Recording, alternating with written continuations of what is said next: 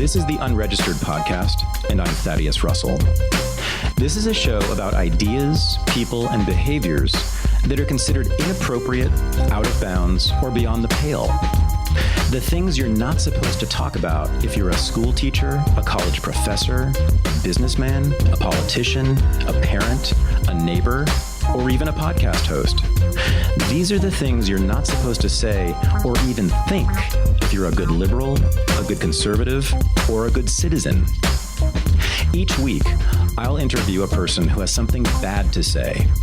They might be a journalist or a professor. They might be a porn star or a drug dealer. They might just be an ordinary person with an ordinary job who doesn't care about the rules of polite society. I'm not interested in breaking the rules just to be a troublemaker. I'm interested in people who break the rules of conventional thought and to expand the scope of what is possible to say in our society. I'm interested in people who make me think. He's been called the Willy Wonka of politics, and he's the author of a new book called The New Right, A Journey to the Fringe of American Politics. He's also the most frequently requested guest on Unregistered. This week, he returns for his third appearance on the show. This is my interview with Michael Malice.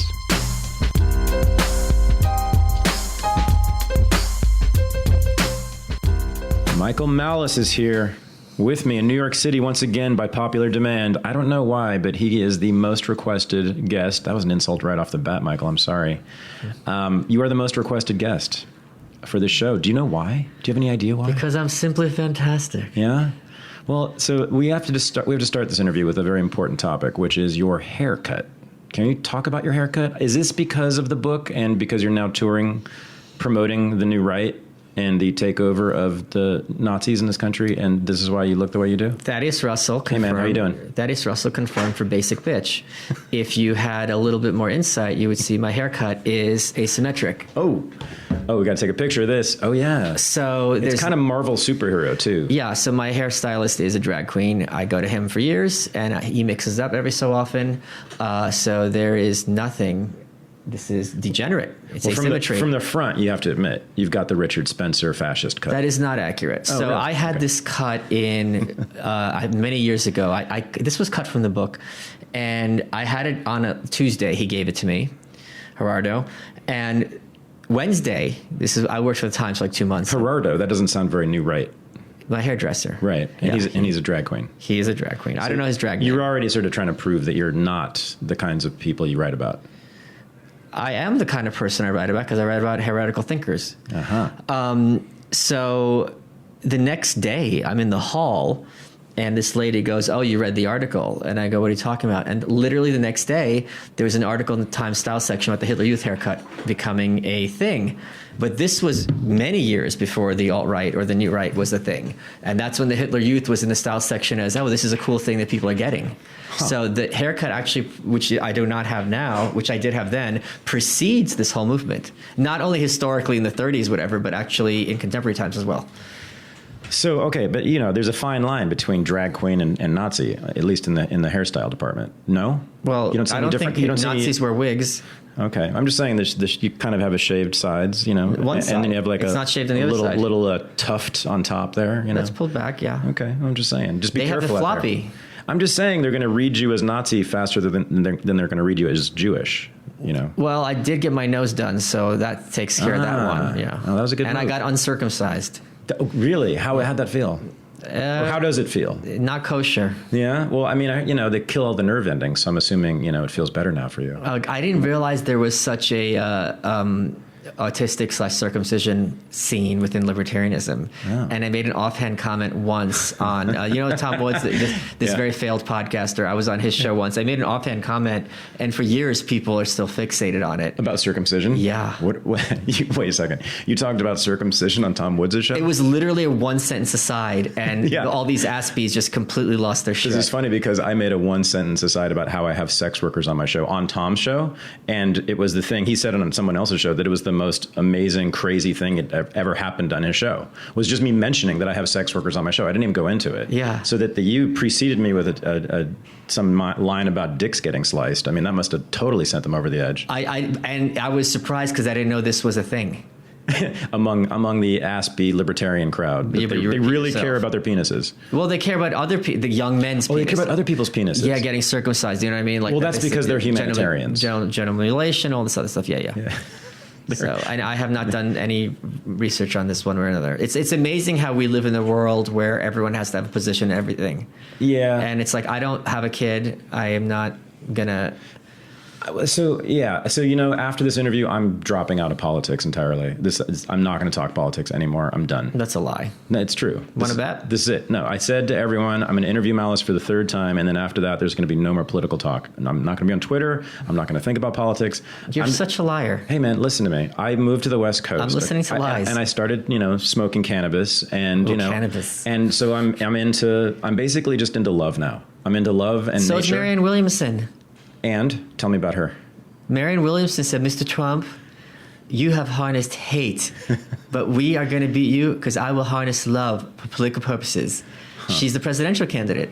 Oh, yeah. See, I told you I don't follow the news anymore. But you're quoting her. Oh, am I? Yeah, you're harnessing love. I'm harnessing love. No, I am love. So I don't want to be involved in politics. If you're love, why you're so hated?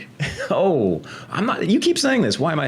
I'm not hated. Have you seen the comments on this episode that we did this week? They're not nice. Oh, really? Already? What did I do? I don't know, but they are not nice. See, what did I do? I watched it back. What did I do that would make people mad? Honestly, I'm not a Democrat. So I was on Malice's show on Tuesday, and it was aired live, and it's been up since then, right? And we talked for an hour about postmodernism, mostly, and then some other stuff at the end. Sure. But so what on earth are they mad about? You'll have to read the comments. So again, last time you were on, I asked you to discuss people well who you've studied, like Jared Taylor. Why would I be quoting the masses? And now I'm asking you to tell me what your own fans say about your own show. And you're the one who reads the comments. So what did they say about me? I'm smug asshole. Okay. Talks out of his ass. If he's trying to make postmodernism sound coherent, he's doing a bad job. He should stick to topics he knows about. This was embarrassing. These are some of the quotes. Yeah, that sounds right. Okay. That's a par for the course. Is it? Well, whenever I talk about this in front of an audience like yours, yes, absolutely. Okay. So when I was on Rogan a couple of years ago now, I talked about, it wasn't postmodernism per se, but I sort of talked about how gender and race are social constructs. And I don't like that. I don't like repeating insults by people I respect less to the person I respect more. Say that again? I don't like repeating insults by the people I respect less to the person I respect more. No, but I it's fine with me. I still don't like it. Okay, so here's my point. That was 2+ years ago, and it was an absolute avalanche of hatred of everything I am, including, my face, my mannerisms, my voice, but it was all sort of like, it was, I've made some controversial arguments in my life, right? Sure, right? We all have. Really, but super controversial. Sure. Yet that's the thing that really pisses off people more than anything. At least that's true. That particular audience. Yeah. And I don't quite get it. It's not like slavery wasn't that bad. So I'm calling into question reality. That's what freaks you out, exactly. But I have these arguments about slaves being more free than whites, and prostitutes being the first feminists, and on and on and on. Right? The mafia being heroes. Yeah. But when I call into question something like gender being a social construct or reality being real, they lose their fucking minds and call me names. Right. They call me names, Michael. They call me pussy and fag and cuck and stupid and idiot, and it goes on and on and on. They can't get enough of it, of hating me, just because of that. No one ever mentions my shit about slavery. Yeah. So what is it about your audience and Joe Rogan's audience that just sets them off? They're in touch with reality. They're in touch with reality. Are they? Tell me about They know eternal truth when they see it. Do they? Do they? Well, that's what the data indicates. That's right. They know. They know that I'm a fag. Look at this fag. They know for sure that I'm a pussy. Look at this pussy fag. It's just obviously true that I'm a moron who what was it? I should talk about things I know about? Yeah. What was this? Yeah. Yeah. Well, yeah. But in all fairness, you're a history professor, right? Correct. You're not a postmodernist professor. Yeah, sort of, I guess.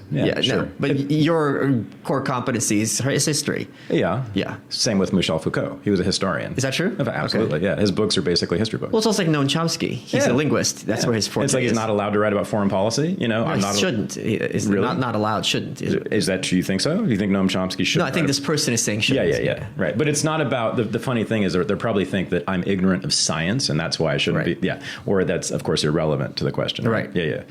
You don't need any knowledge of science to have a postmodern critique of it or to talk Very about postmodernism, whether you like it or not, Very right? fair. Yeah. So anyway, well, hello, fans of Michael Malice. Some of you do like me. I know this because you keep asking me to have Michael on my show and you keep asking for me to be on Michael's show. So there's some Venn diagram here. There's some overlap of people who actually like me, you know.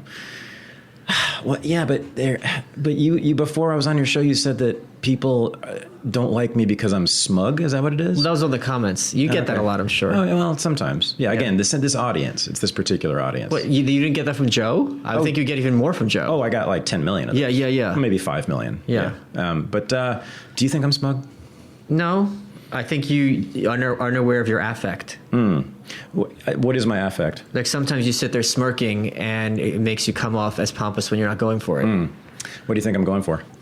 Amiable and engaged. Oh, thanks. Yeah. This interview will be about me. You know, Okay. I'm here to talk about me. Sure. I just brought you here. I know that dance. To help. Yeah, no. Michael has a book out. I do. Michael has a book out. It's been out for just 2 months. It's hot off the presses. It is. Everybody's talking about it. Honestly, like at least in my world. In Is your that true? world. A lot of people are, sure. Yeah. cool. And this is one of the reasons people have said, when you're in New York, you got to have Malice on the show. But I was going to anyway, because I knew the book was coming out. And this is a very important book, not the least of which is because I'm in the book referenced. I think 2 whole pages you give to me. Yeah. And you say nice things about me. Facts. You don't say I'm smug. You don't call me a fag. I don't think, do you? Well, it's implied. Is it? Oh, is it? Yeah. That's good.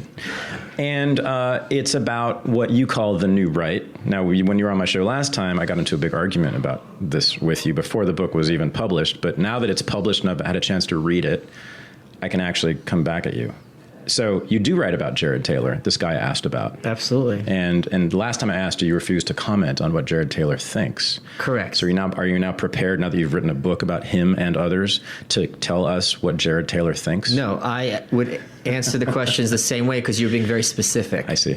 And I think I would hope you would agree, or people listening would agree, that when you're dealing with someone who that is his core competency, and the only issue he cares about is race and race relations and white nationalism, that when you're asking very hair splitting questions, that it is important for that person who's written for 30 years to speak for themselves. So I did not have those answers then. I don't have them now. But you quote him. I do, right. I have some answers, but in terms of because you were being like the Talmud.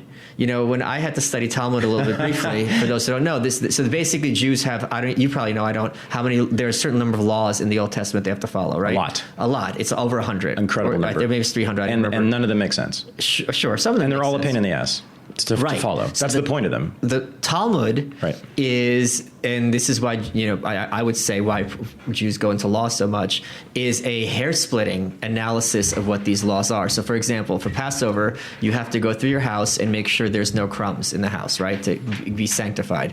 What if you see a white mouse grab a bread crust, and run into the wall? Does your house still count as sanctified? Okay. What if a white mouse carries a crust into the wall, and then you see a black mouse running out of the house with a crust? Does that count? So it's really this kind of mind-numbing, and it goes into every one of these laws, like stealing. Okay, you can't steal. This is the one I had to learn. What if you're on the floor, you see something on the sidewalk? Is it stealing to pick it up? What if it's something that's small but expensive, like sesame seeds? What if it's something that's big but cheap, like pomegranates? When is it stealing? When is it abandoned, right? So when you're asking about Jared Taylor being like, well, would this person be allowed in the ethno-state? I have the Old Testament Jared Taylor. I don't have the Talmud version of Jared Taylor. And by the way, one of the greatest Jared Taylor moments, and I have not seen this, but I'm only hearing this secondhand, was my understanding that he was having a discussion with Richard Spencer, and Richard Spencer was saying, isn't it true that all of progressivism is a function of the Talmud? And Jared Taylor was like, what? No, what? What? He couldn't even wrap his head around it. But you see this a lot in anti-Semitic alt-right circles, that the Talmud is the basis of progressivism. So the Talmud is the problem, but the Torah is fine for them? Because the Talmud has a lot of anti-Christian stuff, you know, being a function of, and the thing is, no Jew, very, very, very few Jews are familiar with the Talmud because it's not even written in Hebrew, it's in Aramaic. Right. The idea that Jon Stewart and Chuck Schumer are Talmudic scholars is an absurdity, or even that they're reading the Old Testament, let alone that. So it's just very interesting to see that, like, well, this rabbi that neither of us ever heard of said this thing, so therefore X, Y, and Z. It's like, okay. So my questions were like the Talmud? Yeah. Because they were extremely specific about what in Jared Taylor's, you know, white nationalist America, would this guy be allowed in? That's I'm like, right. I don't know. Okay, that's right. And I still don't know. I was asking for the rules. And of the new right or the alt-right or Jared Taylor's thinking. And that's similar to all the rules of the ancient Jews, basically. Sure. You're right. And you don't know all of them, even though you're Jewish. Because it's a very tedious religion. It's very specific. Can we talk about this for a second? Sure. So Judaism, pain in the ass, just as a religion. Of the big three religions, definitely my least favorite in terms of practice.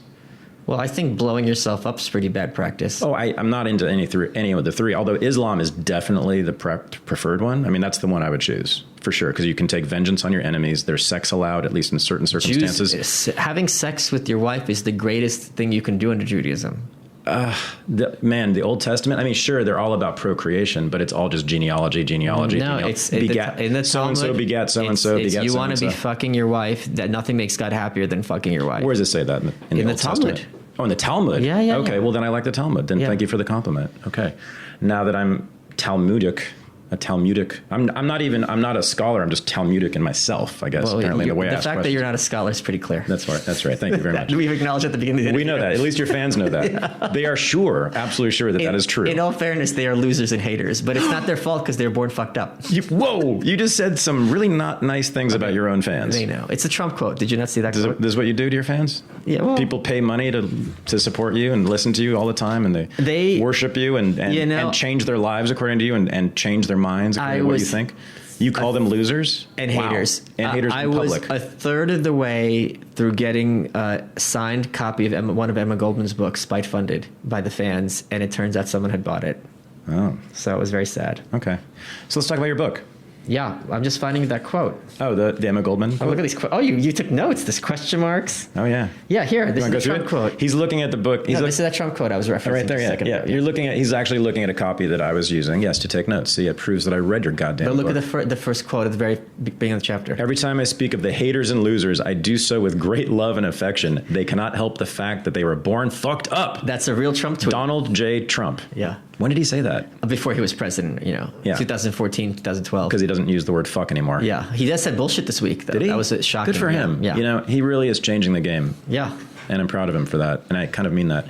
So, the book's out. It's a survey of what you call the new right. Yeah. This sort of new cultural movement, I suppose you could say. Sure.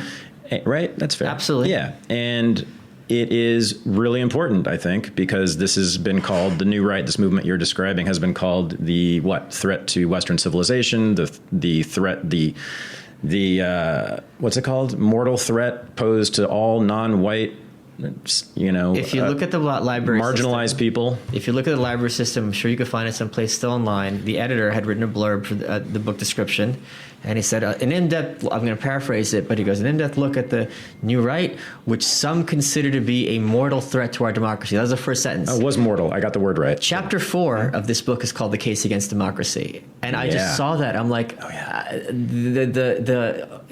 spurg out that as a consequence of this could not be described. So I had to rewrite that, but it was just like, holy shit, yeah. Okay, so you do not get this at all. You make an argument against democracy. We'll get to that whole in a chapter, second, yeah. Which would be a threat to Western civilization, wouldn't it? What? Being against democracy. I guess, yeah, in certain aspects of it, absolutely, yeah. absolutely. Yeah, well, aren't you? You're kind of opposed to Western civilization as it is now currently constituted. Yes, I'm opposed to aspects of it, of course. So you are a radical. If you had your way, of course I'm a radical. You would be a real threat to what all those people hold dear. I have written articles advocating the dissolution of the United States. I'm against the Constitution. I am that foreign immigrant threat that people have warned about. Yeah, absolutely. And you hang out, and you are Nazi adjacent. Well, you mean because Russia? Like adjacent. Like people who know people. No, I know Nazis. Yeah, so you are adjacent to Nazis. Yeah, you talk to them. You said this in the book in the first few pages. Of course, yes. You're a New York Jew who hangs out with Nazis. Not hangs out with. You know them. Yeah. And you talk to them. Yeah. And you don't yell at them. What's the point of yelling? I'm not a yeller. Right. And even when I'm angry, I'm not a yeller. And here's the thing, Mike. I'm cold. Here's the goddamn problem, man. You know what you're supposed to do? You're supposed to say something about how bad they are. You're supposed to moralize against them, and you don't. Why would I lie? What do you mean? They're not bad? Nazis are not bad? Do I need to... What? Yeah. Do you know anything about history? Hitler built the Berlin Wall, and he had the blueprints in his book Mein Kampf, which means mine wall. You don't say they're bad. I mean it. This is the entire problem that people have with you. No one has to. This actually has not been a complaint. I mean, like liberals. This is the entire problem. Is that you don't. I know it's true for me. It's because I don't moralize against Nazis or any other political ideology. Generally speaking, when I discuss people like Trump or fascists, actual fascists or Nazis, like the Confederates and stuff who were at Charlottesville with you, by the way. Absolutely. I don't moralize, and that drives people crazy. Because you're required, right, in our culture to always insert some negative moral claim against people like that. I must not be important or something else enough, because I have not gotten. I was expecting that. I've had Faith Goldie on my show. I've had Pax Dickinson, who's one of the organizers of Charlottesville, like he's my third guest on You're Welcome when it was on Compound Media. That is not a criticism. The only time I get that criticism is if I have a kind of what can be construed in a very broad sense as a pro-Trump tweet, and then you're called a Nazi and all this other stuff. But in terms of talking to actual Nazis, I have not gotten that, which is very, I guess, makes sense in one context. Yeah, it says that people don't actually care. One, right? Correct. They actually deep inside know that there are only about 25 Nazis in this country, and they all live in trailer parks. And they also have no political power. Understand correctly that who is a much bigger threat? Someone who's, let's suppose, a third Nazi and is president, or someone who's full-blown Nazi and is some random person? Exactly. But that's true.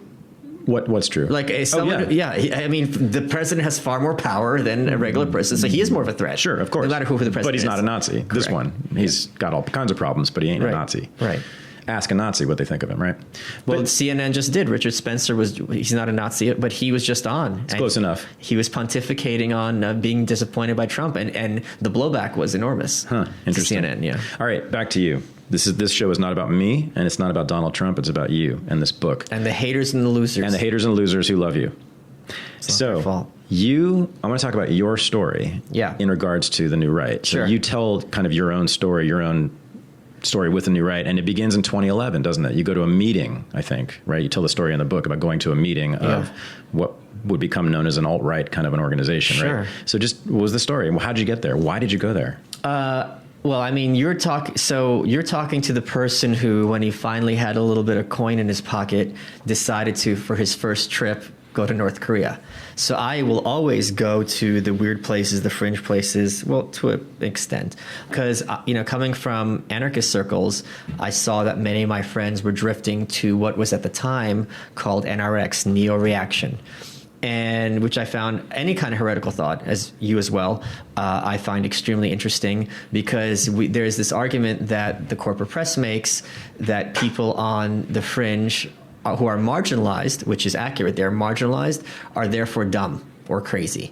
And one of your big epiphanies, and which I agree with, and I talk about this extensively in the book, is that the people on the margins is where innovation goes, and when you are a basic bitch, idiocy and insanity and innovation look identical to you, because they're equidistant from you. You don't know which side of the bell curve you're looking at. They're just, you're standing inside of a circle, the center of a circle. And from talking to these types online, I found them to be not only extremely intelligent, but more importantly, extremely informed. So they would get fixated on certain issues, as you and I and other people do, but even more than you and I do. And they will do the deep dives. They will do the research. They will talk at length about these historical figures. And I love that. I'm a hipster, so I love that band no one's heard of. So they'll be like, oh, this historical person, blah, blah, blah. People talk about Nietzsche. I'm the one who owns the first edition of Max Stirner's book from 1841. So, obviously, we got invited to the steak dinner. I went. It was very, very interesting, because this was a room where everyone was indisputably a thought criminal. Everyone, if their views were known at their job, would, if not get fired, would really have a problem, would have a problem with their social relations. And I'm like, all right, let me see what this is about. It was very cerebral. The conversations were fascinating. it's great for me, just like with North Korea and other stuff, when people feel comfortable dropping the mask and presenting their views as they actually stand. And it's the thing that, the press wants to reduce everything to kind of pablum, these bite-sized thoughts, and have everything be on the level of Big Bang Theory in terms of ideology.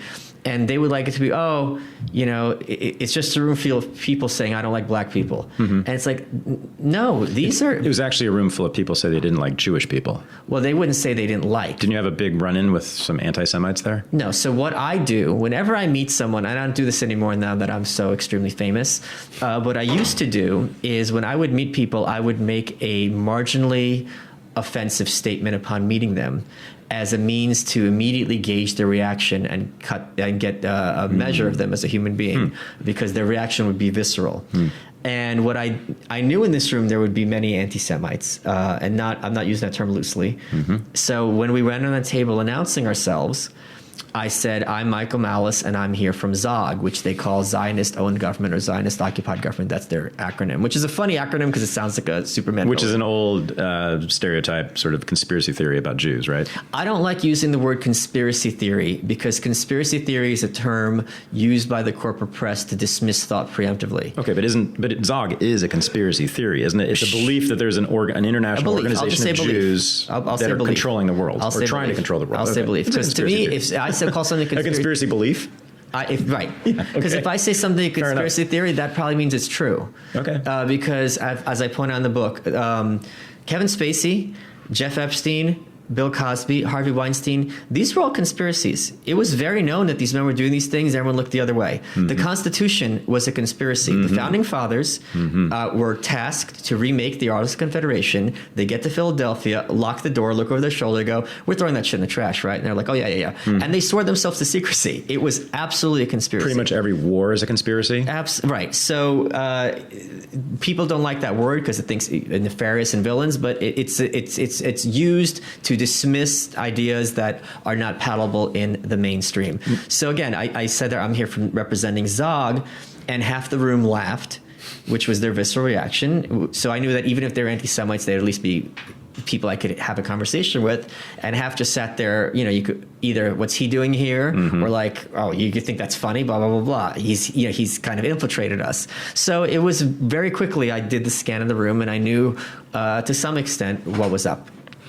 So, okay, you take pains in the book to, I would say, distance yourself from racism, to identify really as an anti-racist in many cases. You tell us a story about a friend of yours who's a West Indian woman who is discriminated against when she goes into restaurants. Yeah, I am an anti. I don't use that. You take her side in that, and it's not even taking her side. Well, it's disgusting to me that everything has to be political, and there's nothing political to say that her dad was a veteran, and she just told me how whenever they would go to a restaurant, she would have to wonder if they're going to be seated in the back or they're going to get bad service because, as she's a waitress, black people tend to tip less. And every time she has to wonder, I just want dinner with my dad. And for me to just say, that sucks and that's terrible, this is not a broad political statement. It's just an acknowledgement that this is not right, and it's if we could have a magic wand, it should go away. The idea that this and then people exploit that for political purposes. I'm just saying, just in terms of this, it shouldn't take anything to be like, have some empathy and be upset by it. Okay. So now you define the new right in this book very specifically. Yes, I do. And here it is. Yes. You say, it is a loosely connected group of individuals united by their opposition to progressivism, which they perceive to be a thinly veiled fundamentalist religion dedicated to egalitarian principles and intent on totalitarian world domination via globalist hegemony. So that... I rattled that off like off the top of my head. I'm not even kidding. Yeah. Well, I think that's pretty much what you said to me on the last time you were on the show, how you defined it. The wording's a little strong, but I essentially share, words like totalitarian, domination, hegemony. I mean, I agree with all this. And fundamentalist religion, yes. It's just that all the liberals listening, just stop listening. I disagree. Okay, tell I us. think there's a very big, and I'll tell you the difference between what I call the evangelical left and liberals, and it's a thick line. Oh, right on. Let's hear It's this. a very thick line. This is not everyone on the left at all. Okay. You know perfectly well, and it's very unfortunate you see in social media that everyone thinks the other side is a monolith. Mm-hmm. And the idea that like the socialists didn't hate Harry Truman, hated the communists. Mm-hmm. He went to war with them. He sure did. So don't tell me that, it's all basically He killed a bunch of them. Yeah, you're right. A whole lot of them. Right. And he didn't and gleefully. Yeah, exactly. So here is the criterion between what makes it a faith and what makes it a perspective. Thanksgiving dinner. You're there, you bring your friend who doesn't have any family, he's gay. Grandma's there, she makes some homophobic comments. If you're a leftist, or I would say the vast majority of gay people, you roll your eyes, you don't care. She's old, whatever, it's fine, grandma. If you are a member of the evangelical left, it is incumbent on you to sit there and educate her and wipe the sin from the face of the earth. And until she understands what she has done, you cannot let the matter rest. These are two, in my view, very different perspectives on the nature of the left and the nature of morality. Okay, so now it sounds like you're talking about identity politics. It's not exclusively identity politics, but largely, yeah. Well, so Harry Truman was a progressive. He was bent on establishing a globalist hegemony. Oh, absolutely. He was intent, I don't know about totalitarian, but he was certainly intent on the United States dominating the world, for sure. Totalitarian in the sense that it has to permeate every aspect of culture. Okay, so now the progressives, like Harry Truman, like John F. Kennedy, those, you sort of singled them out. You made them different than these current progressives. I don't think Harry Truman is as much of a progressive as, let's say, Woodrow Wilson. Okay. Harry Truman was, he's in many ways economically far to the left of Bernie Sanders, but in terms of culturally, and he wasn't a jihadi like Woodrow Wilson was. Okay. Would you disagree with that?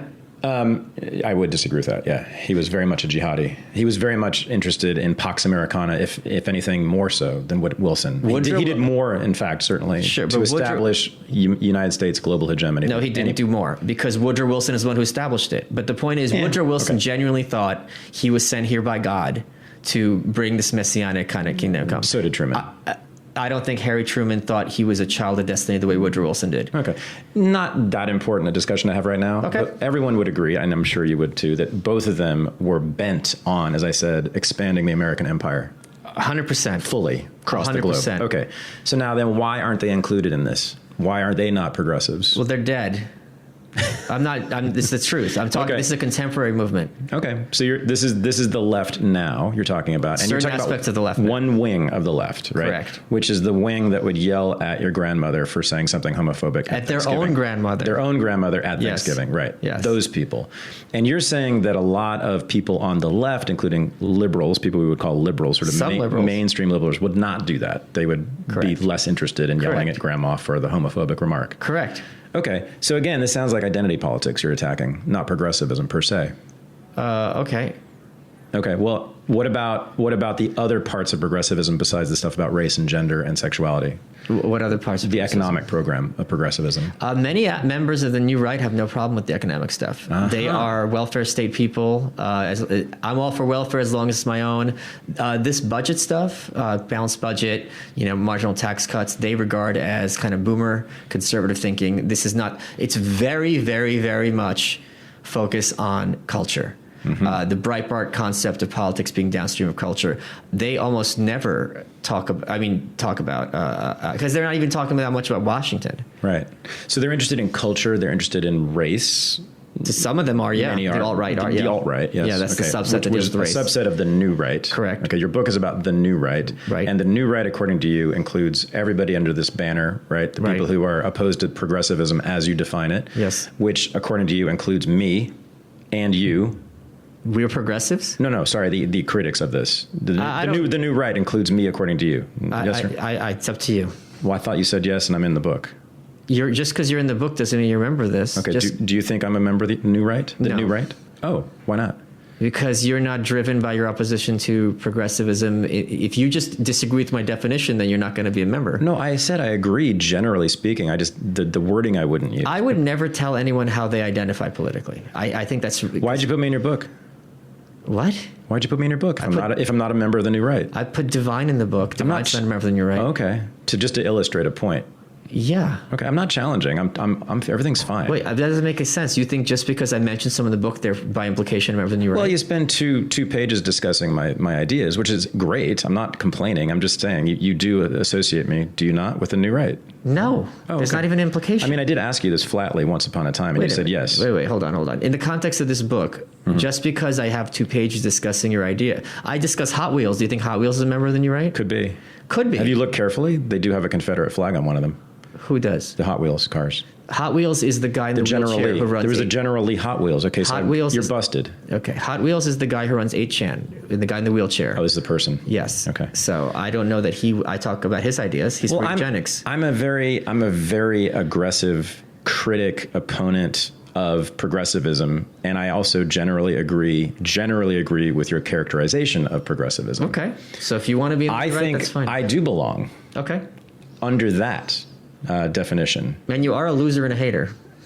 Some people have said. It's not your fault. Only your fans. It's not your fault. Only your fans. And Rogan's fans. I've heard are losers and haters. They think that. Well, it's not their fault. No, but seriously, so let's get down to this. I mean, you're not either? I'm not someone who finds... I used to hate this argument, and now I subscribe to it. I hate the use of labeling individuals. I'm much more interested in ideas because very frequently, as I'm sure everyone listening to this has seen, people ascribe labels in order to preemptively dismiss individuals. It's like, oh, you're a Trump voter. Oh, you're a Hillary person. I don't need to hear anything else you have to say. So if you want to call yourself New Right, that's fine. If you don't want to, that's fine. The only label I will ascribe to myself is anarchist. If people want to put me whatever camp they want, that's Trump, degenerate, it's fine. Okay. So you want to call me a loser, a hater, a fag, a cuck, that's fine too. So I've been called all those things. New Yorker, Jewish, immigrant, sure, Russian immigrant, correct, and you are not a member of the New Right. You were nonetheless attracted to something about it because you said they were, what'd you call them? Thought criminals. You're attracted to thought criminals. I am a thought criminal. That's why you went to that meeting, because it was fascinating to be among thought criminals. It's true. Of any kind, and you're ecumenical in your attraction to thought criminals. Am I right? Sure, absolutely. So like hardcore left-wing thought criminals you would also be attracted to? I mean, I'm reading Emma Goldman's a hero of mine, absolutely. There you go. So in 2011, you go to this meeting full of anti-Semites and others who, it wasn't largely anti-Semitic. Or there were plenty, though, right? There were some, yeah. Yeah, and so... I wouldn't say it was predominantly anti-Semitic. Okay, but there were some there, and you don't find many anti-Semites in many New York meetings of any kind. That's a lie. Oh, really? Tell me more. Are you fucking kidding me? I'm serious. Like, you don't think anti-Semitism is prominent in New York City? I've never seen it, honestly. Honestly. I'm curious to know. I'm not pretending. I don't know. I've never been around it. In this city, it's hard to be anti-Semitic. It's in this city, it's hard not to be. Well, tell me more. I mean, I will say this. All of the anti-Semitic jokes I've ever heard have come from Jews, mostly New York Jews. Including you, by the way. Sure. So that's the anti-Semitism I've seen is from Jews, in particular New York Jews. I've never seen any or heard any, I can't think of any anti-Semitic comments I've ever heard in New York City from a non-Jew. I think then you're not traveling these kind of rarefied circles. I think it's pretty common in those circles. I'm not saying it doesn't exist. I'm just saying I've never heard it. And I lived there for 17 years and I've been here many, many times since then. Yeah, but you're not talking to those types. Yeah, I'm talking to Jews. Right. Right, who make all the anti-Semitic jokes. But they're not joking. They hate themselves. They don't hate themselves. They hate Jews. Every movement, every scene is going to have wings, right? Yep. So my grandmother warned me when my first landlord out of college was going to be Hasidic. She's like, don't you do it. They're going to be a pain in the ass. So this is not, this is very common within, and of course you, in your work, you know this perfectly well with the immigration, how the German Jews came over. They're like, we're not letting those Eastern Europeans in here. They're not like us. I'm talking about a collection, like more than one anti-Semite in a room at the same time. I mean, that doesn't happen very often in this city, does it? I think it does. Where but they openly talk about? Not openly, no. But there's all this. They never suffer open. It's always code words. It's an unusual scene, right? It was kind of like But they were in this meeting that you're fixated on. It's not like they were sitting there talking anti-Semitism. I'm not fixating on it. It's the beginning of the story. So you were at this meeting. There were some anti-Semites there. There were some racists there. Not all of them, but it was Absolutely. there. And this is unusual. This is unusual in New York City in 2011. For there to be right, and that's why you're there. In large part, not entirely. Sure. Because these are thought thought crimes. Sure. Certainly in New York City, to be anti-Semitic and anti-black the way that these guys were. Yes. Those are thought crimes. Right. And you're attracted to that. Now, you went to the meeting, you hung out, you were impressed by their intelligence, and they are quite intelligent and quite learned, you said. They know stuff that Sure. we don't know, even though you and I are fixated on many of these questions. They study it more deeply than we do, and I agree with you. Yeah. Then you stayed around, you hung around, you continued to hang out with these guys over the last several years, right? Well, I don't mean making them friends, but you stayed in touch with them and you followed them. And also, then you go down. Look, I just went down a rabbit hole with shaving soap, and now I have 200 in my house, right? So you follow the tweets, you follow the blogs. There's a whole little ecosystem that I was privy to. So tell me about the ecosystem. Well, what do you want to know? So there's 4chan, there's Reddit. What did you find? I mean, it's like, oh, you like music, you heard like the Beatles and Rolling Stones. Those are the very public faces, Sure. right? Yeah. There are many kind of darker places to go. Corners, rabbit holes. Rabbit holes, corners, so on and so forth. Thinkers, ideas. They rat holes, some might say. They love Thomas Carlyle, that kind of stuff. And just watching, it was also fascinating to watch for me as someone who's partly is this a function of me being someone who's grown up with a huge love of zoology, is because they often talk about signaling, right? Virtue signaling is the one most people are familiar with, but the camouflage that they would use to communicate with one another and also to pass in mainstream culture. And then progressivism, the kind of white blood cells started acting up, and there were always articles now like, okay, translating their code to mainstream audiences. Right.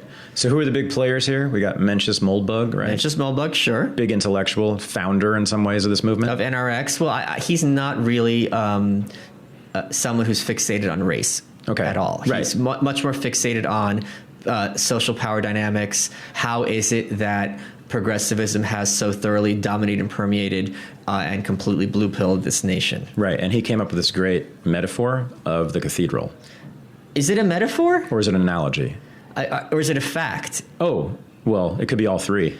I mean, I don't regard it as a metaphor. Okay, so his discourse about the cathedral. Yeah, just like explain that. It's something that I actually use, but I've never actually read him, so I've only heard other people talk about it. But I thought it was a good way to describe sort of what's happened in this country and in Northern Europe in the last 100 or so years. Yeah, I always took it as literal, not in terms of there being a literal physical building that is a cathedral, but in terms of it being a literal, organized, systemic, religious movement that has permeated every aspect of American culture. So sounds like a conspiracy belief. It's not a conspiracy if it's the dominant ideology, right? It's a conspiracy by definition, a small subset. Right. So that's his whole point. Like there's the metaphor. This is a metaphor, an analogy. I never get those straight, or simile, wherein two fish are in a river and one says, oh, the water's warm today, and the other one goes, what's water, right? That we're oblivious to the environment in which we find ourselves. So his point is what the cathedral has done is over the last slightly over a century has systematically created this worldview and culture and discourse wherein progressivism is regarded as basically the essential starting point and ending point, and all discussion has to take place within the purview of progressive thought and premises. Awesome. Now let me play devil's advocate, okay? This is what most, I think, liberals would say back to you. What are you talking about, Malice? Have you not been to Alabama? It's not progressive down there. It's full of Christian conservatives. Right. So, So the point is, it is. Did you not pay attention to the election? Did you see all those people voting for Trump? Do you think those are progressives, Michael Malice? You fag? As you faggot, cuck, loser, hater. One of the people who I call the godfather. But it's a reasonable objection to what you're saying, right? No. Okay. It is a common objection. It's not a common objection. Okay, because as everyone listening to this understands perfectly well, that person who is in Alabama is not in any sense in a position to define our culture. As in 2016, and again, Trump and the new right are not synonymous, but in 2016, one of the big arguments against Trump, which we all heard very frequently, was every single CEO is united against him. All these organizations, it was the Harvard Republicans, and then this Explorers Club, National Geographic. I'm getting the names wrong, but it's in all their history, they've never endorsed a presidential candidate. They're endorsing Hillary Clinton, blah, blah, blah. So their perspective was that this is so bad that even these various disparate groups are finding unanimity in opposition, whereas the Moldbug approach is, no. This demonstrates that the cathedral is permeated even in things that are ostensibly different. And Jim Goad, who I call the godfather of the New Right, who I'm sure you've had on him on a show. Love Jim. Great guy, very bright guy. Yep. The point he made, That is not an endorsement of Jim Goad or anything he has ever said. I just enjoy the person. You're going to endorse the next thing I'm going to say, because this is pure Thad Russell thinking, which is that all the explicit racist stereotypes against poor blacks, particularly in the South, overnight were applied to poor whites without batting an eye by the same exact people. They're inbred, barefoot, lazy, stupid, right, oversexed. All verbatim, shiftless, eating their fried chicken, eating their disgusting food. They weren't accused of having good rhythm, though. Sure, I will say that. Well, no, they have the country music. Well, I know, it's but different. Yeah, the progressives didn't talk about how the crackers who voted for Trump were good dancers, right? As I recall. But so this is why I often say progressivism is domesticated imperialism. Instead of it being we're going to save India, the white man's burden, now we have to save these degenerate whites from themselves. It's the same exact idea and the same exact people. Well, I'm glad I'm not a part of the New Right anymore. I thought I was, according to you, and I'm glad that you're not either, because they have some good critiques, but Jesus, they just seem to be full of racists and monarchists. This is the other thing they're into, right? And people don't get this, and maybe they're more into monarchy than they are into hating black people. Is this right? You said that was kind of an underlying theme for a lot of people on the alt-right. So when you have a group that is the only thing they have in common is who they're opposed to, this is what happened with Brexit in the UK. So you had a 53% majority that said, okay, we want Brexit, right? Then Theresa May goes to EU and she goes, okay, let's figure out what this is going to look like. You have to I want a divorce. Okay, what's this divorce going to look like? There were 7 or 8 bills in Parliament. None of them could get a working majority as to what Brexit would look like. So while there is an agreement, this is what progressivism is, and this is how it needs to be destroyed. Okay, what are you going to do next? You're all over the map. So it could be white nationalism, it could be monarchism, it could be anarchism, it could be techno-anarchism.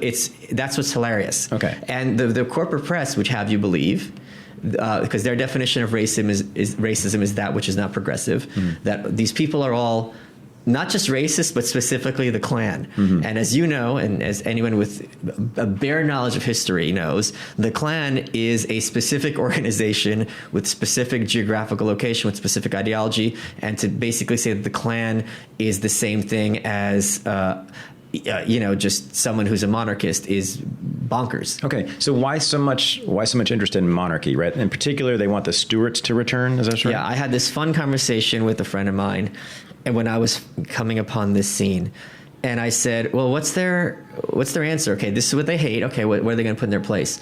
And he goes, "Well, they want to restore the Stuarts." And I thought, okay, this is Rudy Giuliani, law and order republicanism. And I go, "Well, who would be these Stuarts?" He goes, "Oh, no, not the Stuarts, the Stuarts." He goes, "See, we anarchists are stupid and utopian and unrealistic with Bitcoin and all that stuff. The realistic answer is to restore the Stuart dynasty to America." But there's very few of those, the monarchists, to be fair. But really? It's fascinating. But aren't they kind of the hardcore alt-right? Didn't the alt-right sort of start that way, as primarily monarchists? It wasn't like Moldbug is a monarchist, right? I think Moldbug's more of a military coup guy. Oh, Jesus. And I can't keep track anymore. I need a book to be a guide to this whole thing. Do you know of any? No. Oh. Yeah, it's called Kill All Normies. Oh, oops. You're a competitor. Yeah, don't mention that book. It's in paperback. It's in paperback. This isn't hardcover. Another guest on Unregistered. In fact, I interviewed both of you on the same day. Yeah, that's right. That's Angela Nagel we're talking about. And she also has a book about the alt-right. Yeah. Okay. So you don't have any explanation for why they're attracted to monarchy? Oh, sure I do. Oh, okay. So one of the big aspects of one things people who I find absurd on the internet say, right-wing and left-wing distinctions don't make sense anymore, blah, blah, blah. It's like, okay, that's a cool story, bro. There are terms that are used and are used by many people, and maybe you don't agree with those terms, but those terms do have some utility. And one of the big axes that you could define right versus left is, are you someone who wants equality and are an egalitarian, or are you someone who regards hierarchy as either inevitable or even desirable? So the ones who are hard right and I don't like saying far right, are the ones who are like, all right, you're going to have hierarchy, you should embrace hierarchy, and one of these ways that hierarchy can be recognized and implemented is monarchism. And their argument for monarchism is a king who is there for a long time, kind of like the Supreme Court, is not going to be subject to the mob and the masses, and he will do the right thing for his country, you know, so on and so forth. So the arguments for it are not as crazy as people would think. The idea that we get to there from here is, to me, really weird. There are a bunch of postmodernists. You are too. So you keep sounding like Michel Foucault. So in some of Foucault's work... Are you calling me a fag cuck? I know, this is even worse. I'm sorry. Well, he was a fag, Michel Foucault. And he was not even proud of it. Well, he's kind of proud of it. Anyway, so he makes an argument, I think, in his books, that under what he calls, or what were pre-modern regimes, like monarchy, like enslaved holding regimes, the balance of power, the way that power was dispersed was completely different, right? It was through the sword, it was through the dungeon, it was through direct, coercive, physical violence, right? That's how you kept the masses, the peasants or the slaves, in order. Sure. You cut off their heads, or you threw them in a hole and left them there, right? Then he said in the modern era, it was different. It was about managing psyches, basically, sure, and bodies, and understanding, and actually looking into the minds of people and understanding how they work, or trying to understand how they work, and then predicting how they would behave, and then doing things to control that behavior and manage it, right? Which you could call progressivism as a fact. Sure. In fact, and I think Foucault would not even argue with that. Now, here's the interesting thing. At times when he's describing these pre-modern regimes, which he calls the regime of blood. That sounds hot. I know. It's super hot. It gets hotter. And he says, he gets cooler, in fact. He says, under those pre-modern regimes, there was this thing called the shade, where power couldn't see the people, right? Because the king, he would march into town with his knights and kill everybody or whatever, or torture them or threaten them, and then he'd leave. There were no spies, there was no surveillance left over, there was no NSA to look at anything, there was no means of understanding the people. Right. And so at that moment, Foucault suggests people were in the shade and could act more freely. Yes. And this includes the slaves. And this is what I write about. When the slave master turned his back in the fields, all the slaves put down their picks and hoes and they stopped working. Right.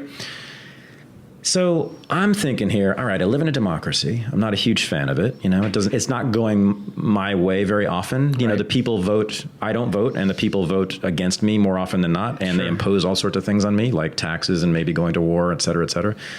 And so I'm not a huge fan of that. And I'm thinking monarchy, you know, what's the alt-right got to offer here? Monarchy, there might at least be some shade from all the surveillance, all the hectoring, all the attention to me that I get in democracy, which is also a thing that the alt-right is reacting against, right? Everybody's terribly concerned what cis white men are thinking and doing, right? That's surveillance. It's a constant, they're on me all the time. Yes. I'm the focus of attention, people like me. Under a monarchy, they don't care as long as they don't rise up in rebellion against the king. It's like, the closest analog in contemporary times would be Singapore. Okay. Oh, yeah. Right. Right. So Lee Kuan Yew, in many ways, was this kind of monarch figure. Mm-hmm. Right. He ruled Singapore with an iron fist, and even though it was socially very conservative, it was kind of Victorian in a sense, my understanding, where it's like you can actually do all these things. I just don't want to know about it. Mm-hmm. Now, the one thing, drug laws, I know it's death penalty, but in terms of the gay stuff, it's like, you can have your gay bars and have your little, Western expats go there. You're just not having your pride parade. So there is some analogs to what you're saying. Right. In Southeast Asia, where they cut off the heads of drug dealers, though. So why did they do that? That's not out of Puritanism. Well, no, it's not. It's more like the idea that having drugs is going to kind of, my understanding is it infect the will, and it's going to cause trouble for managing the culture. The problem is that the semi-monarchs in Southeast Asia, they do have means of surveillance. There is no shade, or there's very little shade. Sure. Whereas, so I think I want to go straight back to the Stuart monarchy, right, where they don't really know. They have no means of knowing what I do the 99+% of the time, right? So that's why I kind of like monarchy. Well, there's a very clear hierarchy. Also, by the way, here's the reason I like monarchy, is that I don't have any responsibility for the society as a whole under monarchy. Right. The king does. Correct. It sucks to be the king. What did Mel Brooks say? It's not fun to be the king or something like that. Yeah, I don't want responsibility. I don't want social responsibility. Progressives insist that I take it. Correct. Again, I'm just sounding more and more alt-right and fashy here, I guess. Well, you are doing Hitler's salute as we record this. Oh, that's just saying hello to you. Oh, well, you had your arm up for 20 minutes. Yeah. Don't tell them these things, man. You're the one with the haircut. You're the one with the swastika tattoo. Shut up, man. God damn it. And okay. These Jews, they will come on your show and just say anything. Why did you write a number on my arm when I came in here? Because they run this city. You think just because you run this city, you can say whatever you want on any old podcast? And control the weather. All right, Michael. So listen, what do you think about monarchy as a New York Jew? Well, how about I speak as myself and not on behalf of New York Jews? Is that okay? Can I really? You're not going to let me just box you in consistently? North Korea. There you go. There's a monarchy. And I'm not a fan. Communist monarchy. To put it mildly. A communist racist monarchy, too. North Korea is the most racist country in the world, yes. People don't know that. Can you explain that? Sure. I talk about this very heavily in Dear Reader, but North Korea is the most homogenous country on earth. They talk extensively and consistently. You just mentioned the communists. They no longer identify as communists. There are many ways that North Korea is far closer to specifically Nazi fascism. And they talk constantly about the purity of the Korean people and the Korean bloodline. They claim that Korea was the first government on earth, first country on earth, and that it is only Korea, the Korean people, that have maintained their bloodline pure since ancient times. Every other country has either intermingled through invasion or through being invaded other countries. We're the only ones. And the South, from their perspective, is not a separate country, but a region under the occupation of the U.S. imperialists. So that's why it's lowercase n and lowercase s in North and South Korea. And in fact, there was some scene in my book which I took from their literature, where I think some South Korean girl was going to marry an American or something like that. I don't remember the background. And the great leader, I think Kim Il-sung, says, "Not one drop of ink shall drop into the Han River." So, and in fact, when they go, and this has very disturbing consequences in real life, because if you have these starving women who cross the border into China and often are, raped or sold into sexual slavery or something like that, if they make their way back to North Korea or if they're caught, they will be violently forced to abort if they were pregnant, because you're not going to mix Korean and Chinese blood. I did not know that. Yeah, and it's not just take this pill. It's like they're beaten until they miscarry. The levels of depravity of the North Korean government, no matter how much I talk about it, there's more layers to this onion. Yeah. But good news is that meanwhile, they're being subverted every single day by people crossing that very river, or the Yalu River, right? And the with Tumen River. Stuff on their back. And they're being subverted by shit TV, yes, shitty South Korean music. It's the trash is what is going to save that country, just like it saved the Soviet Union. And I could not be more here for it. And I discuss this in the book as well. The best, and I know this is something you're talking about and work about. The best propaganda is Gossip Girl. Yeah. You watch a show like Gossip Girl in a poor country, and you're like, I want that. Because the example I always use is, you're in the 80s, you're in Russia, you've been taught dialectical materialism all your life and Marxism, and you think, oh, that stuff's great. However, you turn on this show, and the maid, who is a minority, which you're taught are treated very badly in America, to some extent correctly, has a fur coat in a car, and you are wiping your ass with literal newspaper. And it doesn't matter what ideology anyone has. I want what that oppressed maid has, and she could have my Pravda, and she could wipe her ass with it all day long. Yeah, I don't know how it's pronounced properly in Korean, but it's the Jongmadong black market, right? And it's called the Jongmadong generation. Right. It's this whole generation of North Koreans under, I guess, the age of 30 who are... They're smuggling in flash drives full of TV shows and porn, I think, and just big chunks of the internet. Far less porn, because that's death penalty. Oh, wow. Yeah. Okay. But I know that a lot of people in North Korea are watching Western television, or South Korean television, which is sort of westernized in many ways, and they smuggle it literally over this river, the Yalu River in particular, which divides China from North Korea, right? Which you can walk across. Backpacks and barefoot across this river. I mean, that's to me the greatest symbol of freedom in this world that's going on right now. And you hear all these people who are American captives in North Korea. They captured a few detainees, Kenneth Bay and some others. And the guards, despite them being under surveillance, because no one in North Korea is by themselves, someone's always watching, you'll see how the two guards reporting on each other, and they'll be like, how big's your house? Do you have a car? I mean, they're extremely curious, and they don't even, like, when the guy's like, yeah, this is how much I make a year, they're like, okay, you're a lying imperialist, because the idea that someone's going to make $30,000 a year is unconscionable to them. It's just impossible. But it's I make this point many times. Truth is asymmetric. If I sit down with you and I tell you 90 truths and 10 lies, I am a liar, even though 90% of the time I'm telling the truth. So very quickly they come to realize, all right, we're being told things that we know are lies. So then you start to question. It's a domino effect, and it's the most beautiful domino effect ever, where you have the liberating of the human mind. Yes. And I would say the liberating of the human body. So the desires for the good stuff in life, right? Yes. They see on TV and then they seek it out and they often just leave. Like in the Soviet Union, they just walk away from their factories. They walk. Well, they walk North away. Korea, unfortunately, they're even more depraved than Russia, Soviet Union, where if you leave, they will go for your family. Right. The great leader Kim Il Sung said the class enemies must be exterminated 3 generations.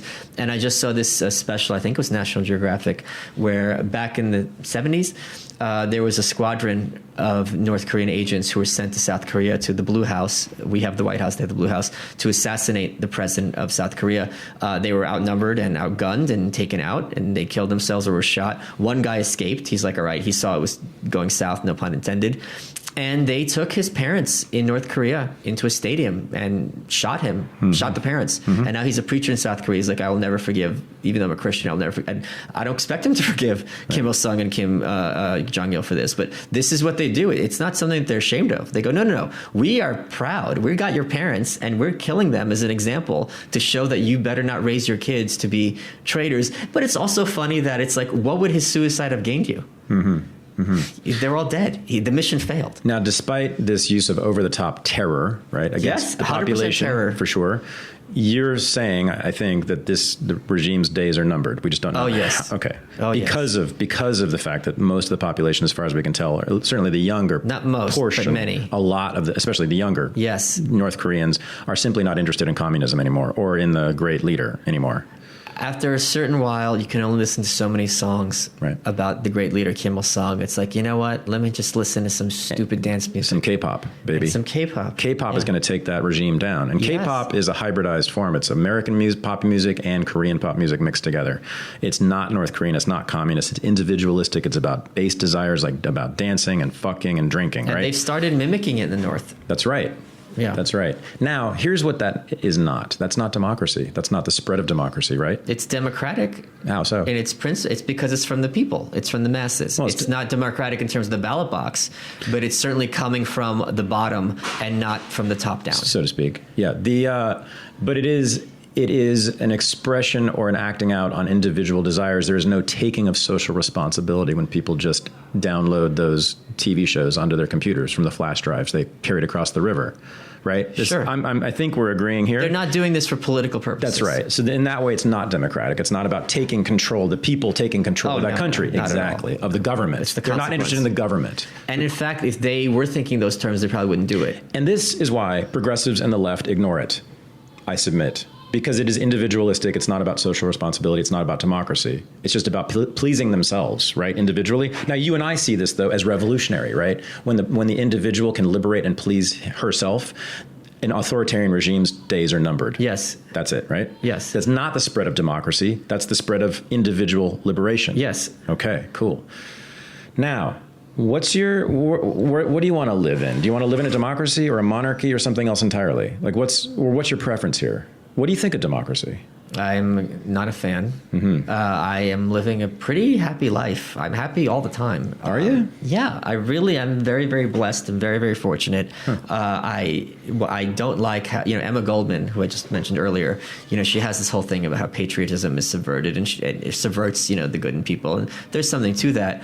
But being born in the Soviet Union and doing work with, North Korea, I think there's lots of things in this country that are, I would say, demonic, even though I'm not a religious person. I am very happy. I'm in a good place.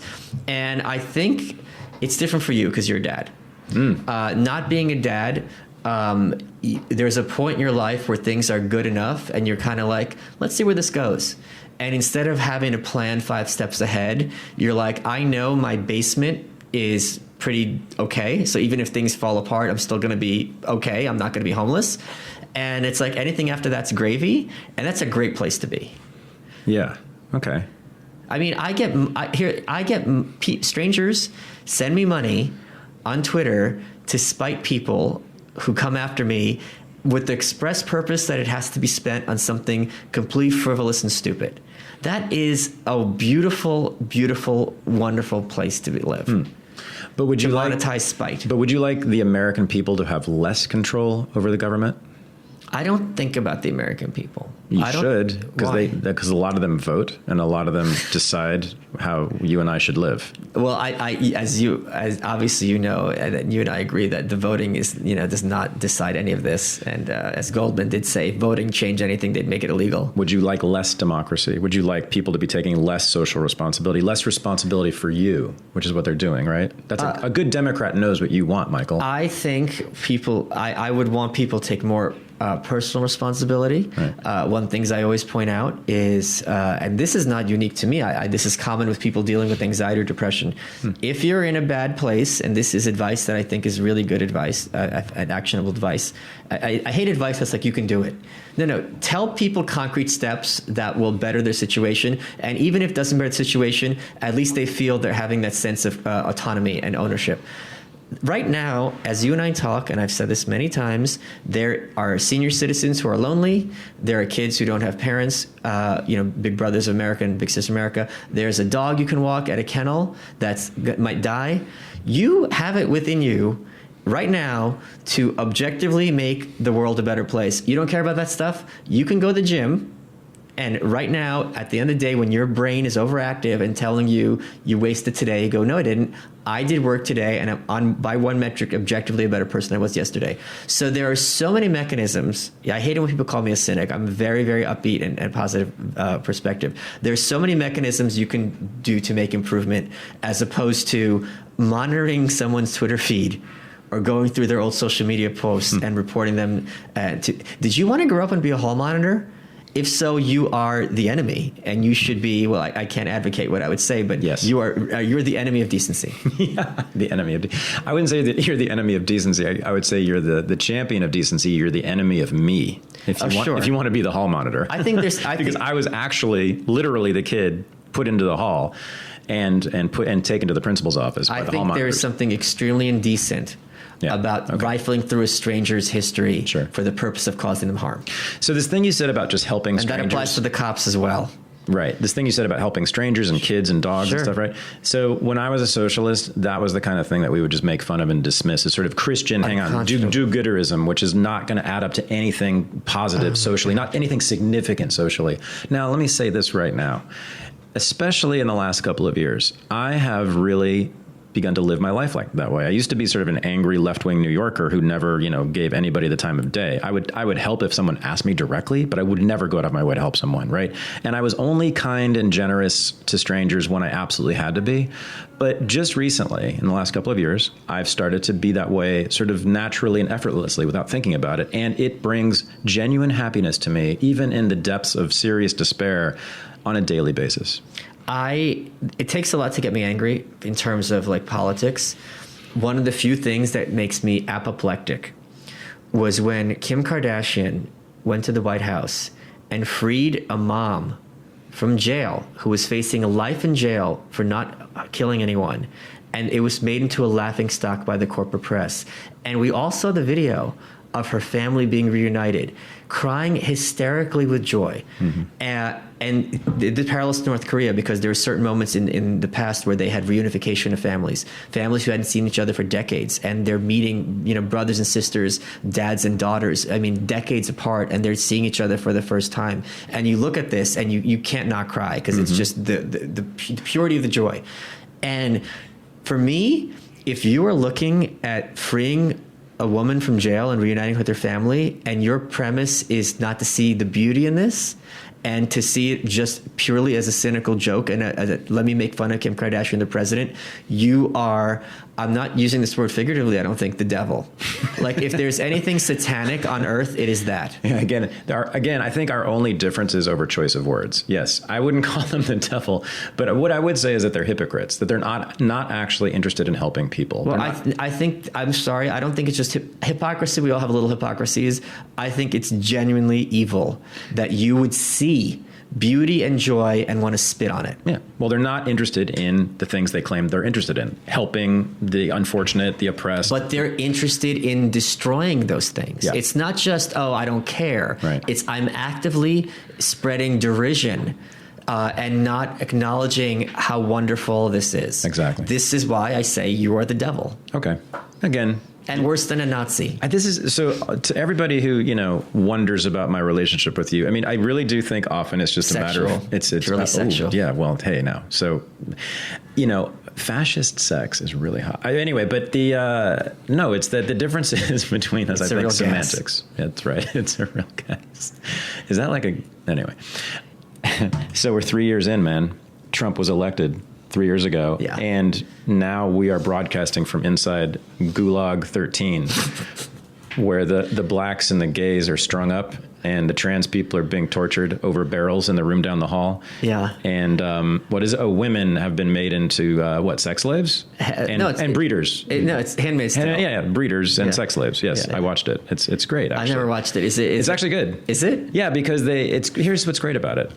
It argues strongly that men are just as miserable under that kind of regime as women are. True. Yeah, which would surprise me, but it's great. I mean, it's like, yes, indeed, a super patriarchal society like that in which everyone is essentially enslaved. Everyone is enslaved to the greater community, right? This sort of Christian Commonwealth Republic thing, totalitarian dictatorship. The men are enslaved to as well, and they get punished severely when they have sex with women who are not their wives.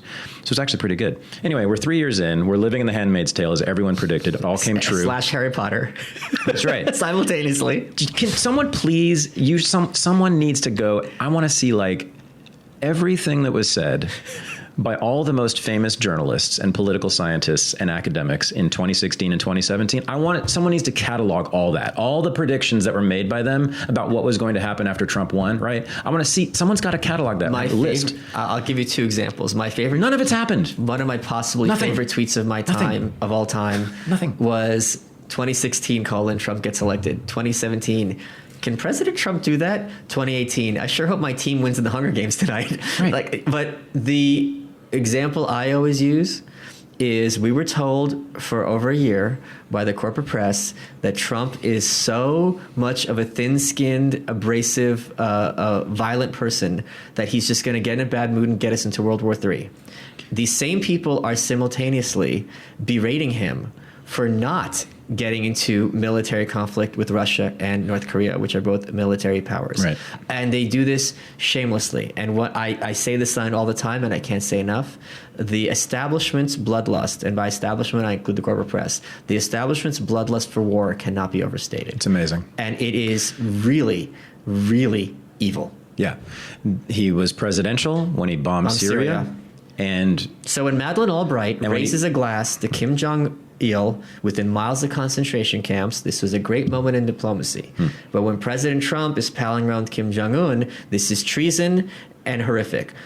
Maybe they're both treason. Maybe they're both diplomacy. The idea that these are different situations, that's going to take me a bit of convincing. So what is it about this bloodlust for war?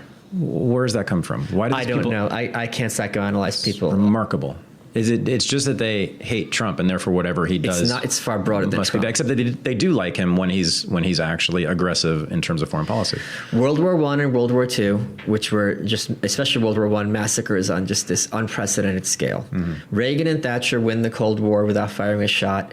This isn't like, oh my God, this is great. We liberated half the world. We ended, at the very least, a military stalemate and de-escalated tensions. Yep. Missiles pointing at each other, war games. This was the theme of the 80s, that nuclear war is a second away.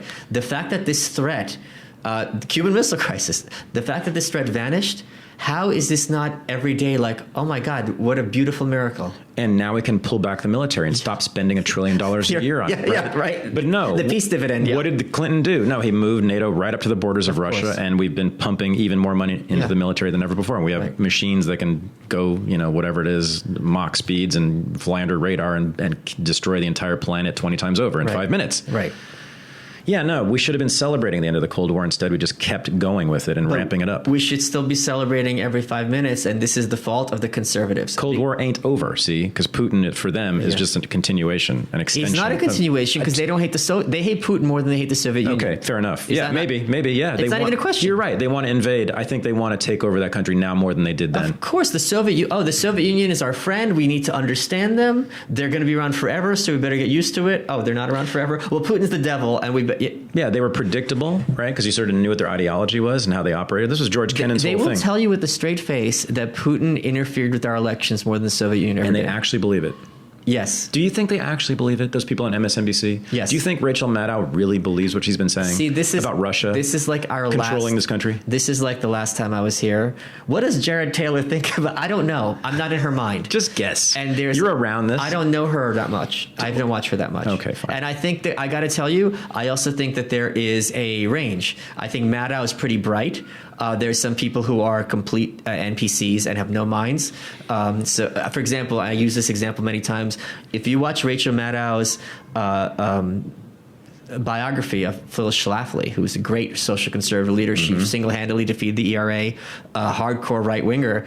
If you watch it, obviously Maddow's not a fan of Schlafly, but it is an amazing look. Like, you will have an accurate representation of Phil Schlafly's life. I remember Rachel Maddow had interviewing a guy who had written this homophobic book, and instead of being like, how dare you, blah, blah, blah, she just went through it. She goes, you're saying that homosexuality is caused by like blah, blah, blah, blah, and race. How does race cause homosexuality? And he had no answer. Yeah. So she was very matter of fact. She's very smart, very analytical. She has a PhD in political science. Yeah, so she's written books. This is why I watch her, and I don't understand how she can possibly believe what she's saying, that Russia has taken over this country and that Trump works for Putin, and that anybody who says anything otherwise is also working for Putin and is a fascist. This is what she says every night. My parents watch it every single night. Oh. They think my friends are Nazis. I'm not kidding you, Michael. And I said to them, are they wrong? I'm not kidding you. I said, yeah, it's funny because one of my friends is a Jewish guy who went to Charlottesville. We're friends in there? And I don't think he's a Nazi. Well, you don't. Well, but this is what many, many, many people who watch MSNBC think, including my very own dear parents. Wow. Okay. I am. My friends are Nazis. People like you and Camille Foster, etc. Yeah, that's what they think. But you, in all fairness, you are a lot more less judgmental of someone who's a Nazi than they would be. I'm a lot more less judgmental. I am. Yes, I am less judgmental of. Yes. I refuse to moralize against Nazis. I refuse to moralize against anyone. You would find it interesting and cool to have a conversation with the Nazi. I would. Yeah, and they would be like, "Are you crazy? Totally. I do not want this anathema by me." I want like a serious, hardcore alt-right intellectual on this show. I've been looking for them. I mean, if Mencius Moldbug would come on here, I would love them. You recommend them. The door is open. I want a serious intellectual, though, a real thinker, someone who's written and thought about these things deeply. You haven't reached out to Jared? I have not reached out to Jared Taylor because I have to say I'm not that interested in his ideas. He doesn't really impress me. That didn't seem to be the case last time I was here. You seemed pretty interested in his ideas. I was interested because I didn't know anything about him. I was trying to get some information from you. I misunderstood. I thought you actually knew him quite well because he's the big figure. Those were honest questions, and you refused to answer them, for God's sake. I completely misunderstood until now. My God. I don't understand how you, with your background and your interests, could have been unfamiliar with him. Why would I care about Jared Taylor? He's a non-figure in academic history. But he's academic history. Or history at all. I mean, he's a big... Or an intellectual life. He's a non-figure. He's a major figurehead in this scene. Sure, but I hadn't studied the scene until you came along. And I didn't understand. You're my portal to it. That's why I was so frustrated with you. Because you're so interested in race. I would thought you had done some of your homework on your own. I mean, I know, but what I've heard... Anyway, I looked into him and I didn't find much of interest. No, I want one of these like OG alt-right guys like Moldbug or I don't know who else is there. I mean, there's several. You've had Goad? Jim is the closest, yeah. But not really. He's really. very bright. Yeah, for sure. Jim's brilliant and hilarious. Race realism is racism, is it not? You're the one who likes those semantic games and thinks they're pointless. Come on, man. Play with me here. Race realism is the belief in what? Oh, race realism is racist by any definition. Thank you. Okay, yes, just to explain this, because a lot of people don't understand this. They think that race realism is not racist, or it's something else. Well, okay, the term racism has been used, I think, not unfairly, to have a negative connotation. Clearly. They would say, okay, racism is not, before you get to the moral aspect, it is based on, it's a scientific truth, and you have to acknowledge that the different races exist, they have different capabilities, and you have to start from there. Yeah, so that I think it's a clever marketing term to call it realism, because if you disagree, well, you're against reality. That's right, like me. I'm a postmodernist, so I'm against that. Yeah, no. So Would you agree that that is definitionally racist? They would too. Yes. Okay, good. Would you also agree, this is what I think of it, that is the view of more than 99% of Americans? No. That there are different races with different capabilities. Here's why I would not agree. Really? Most Americans? I don't think most Americans would allow themselves to articulate that thought. So it might be their operating assumption. They would never say it explicitly. Here's an example. Okay. This is something, I don't remember where I encountered this anecdote. There was a class and the professor said, can you name something that black people are better at than white people? And people raised their hand and they had examples, historically, maybe living under oppression, blah, blah. And he goes, okay, can you name one thing that white people are better at than black people? Silence, fear. Nothing. Right. So the idea that people would say this explicitly, they've been so taught that you have to dance around this issue and be on thin ice. And Mencken, I have say this quote many times, H.L. Mencken said, the average man does not want to be free, he simply wants to be safe. And that is absolutely true. So the idea that 99% of people would feel comfortable thinking, let alone articulating the big taboo, I do not agree. But we do suspect, don't we, that most Americans are race realists in a sense? No, in a sense. I think in their soul, deep in their minds, they won't articulate it, but they do basically believe this, that there are different races of human beings with different capabilities. And people compartmentalize their minds very commonly. Indeed. Yeah. And it is so taboo that they may not even allow themselves to articulate it just on the top level of their own consciousness in their own heads. And here's a parallel example. But I do believe it's in there. Yeah. I believe race realism is the dominant way of thinking about race. Here's a parallel example. Yeah. If you asked which is ironic, right? Most people, do you think gay men have a far higher amount of sexual partners than straight men? Mm-hmm. I think they would pause because on the one hand, the answer is obvious. It's two dudes. Right. On the other hand, it's like, this sounds like it could be bad. Exactly. So if I say it, so that's what would happen. Are you suggesting that the American people are not terribly bright when it comes to politics? I'm suggesting humans are not terribly capable of thinking critically. I agree with that too, but I think Americans in particular. I disagree. Not so really. I think we're much better thinking critical than Europe. Yes. Oh, okay. I didn't think about the Europeans. They are pretty slow, aren't they? Yes, the British accent has evolved to signal intelligence. I think the median British person is dumber than the median American. No. And you say this like, oh my, everyone knows. Have you heard them talk? Yeah, they're so good at it. Yeah. Come on. I was there. I was like, awesome. Oh, you guys are dumb. They're awesome at English. Yeah. Come on, man. Their Englishing is the best. All right. Yep. So the New Right. Yeah. The movement, not your book. This movement that you're describing. What's its current status and what do you predict? I don't make predictions, and I knew you'd say that. I literally say it in the book, so of course I'm going to say it in person.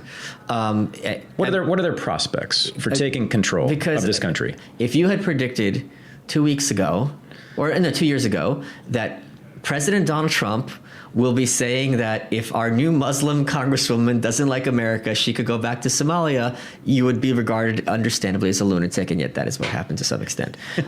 So prospects, I think their prospects are extremely bright. Really? Yes. Ooh. I think to be a member of the New Right is to be red-pilled. And by red-pilled, it's from the documentary The Matrix, is you take the red pill and you understand that what you're presented as, in the metaphor of the fish with the water, what you're presented as truth in your culture is actually a carefully constructed story that is being put into place by the universities, the media, the government being the implementation of this. And once you realize that, you can't go back. And you start seeing everything with those green digits, just like in the Matrix, and you're like, oh. And especially because of social media, corporations, regardless of politics, are slow. They are inefficient. They do not have quick response. When you have your agitprop and what you're trying to pull being called out in real time, and people can see this, even if they don't agree with the goal of the person criticizing you, they will at least acknowledge, okay, this is being disingenuous. I remember an example of this where I was just shocked, where they said, well, between 2002 and 2000, let's suppose 18, Muslims only had X amount of terrorist attacks a year in America. I'm like, did anything happen in 2001? Is there a reason you're starting? And it's just like the brazenness of these things is just absolutely And the thing is, back in the day, they could get away with it. Now they can't, but they haven't changed tactics accordingly. The New York Times, which has covered up Stalin's murder genocide of millions of Ukrainians, and I went back and I read the original reporting by Walter Duranty. I have a Twitter master feed. You would think, let's suppose, historically, I was a politician, I was an organization, I wasn't as hard on Hitler as I could have been, and all this other stuff. You would think that an organization that covered up the murder of millions of people would really be, you know what? We did the wrong thing. We really got to be careful with this issue. Just this week was talking about, Americans put a man on the moon, but the Soviets had the first black person and woman and blah, blah, blah in space. I don't even know what they're referring to. How many black people are in Russia? And it's and they had an article, Happy Birthday Marx, an article about women had got laid more under communism. I'm sure they're getting raped. And it's you would think if there was any kind of sense of decency and remorse that you're all right, we got to really tiptoe about this because we got a lot of blood on our hands. But there isn't. And this is what conservatives get wrong, because conservatives think there is a bias, whereas my perspective, the New Right perspective, is there's not a bias, there's an agenda. The reporting is what is secondary. It is the message that is primary, whereas the conservative perspective is, they're trying to be newspapermen, but the bias infects what they're trying to do. No. This is what they're trying to do. It's the reporting that happens as a consequence sometimes. So you think that the interventions of what you're calling the New Right have made more people able to see the Matrix? Yes. And understand the Matrix? Yes. And know that it exists? Correct. So they've changed the discourse. They've altered the consciousness. Irrevocably. That many Americans and many people outside of America as well are now aware that there's been a cathedral built all around them. Yes. Well put. Called progressivism. And it's at least 100 years old. At least. And it controls much of their lives, much of at least the world they inhabit. Oh, yeah. Okay. And this... Do you disagree? I don't know. We're not going back from that. Just because I still live on the coasts and I still live around people who think that, Trump is run by Russia and they're blue-pilled. My friends are Nazis. And for lack of a better word, they're still blue-pilled. Yeah. But you're saying this is different, that the ground underneath them has shifted. Yeah, and those people have no minds. They're irrelevant one way or another. Well, they have PhDs often. Sure, but they have no minds. Oh, okay. So they read books and they listen to podcasts. Sure, and but they are not moving the needle. And they have high IQs, interestingly. If you're a fish that knows how to spit, you're not changing the volume of water, right? The higher the IQ, the more likely you are to be anti-New Right.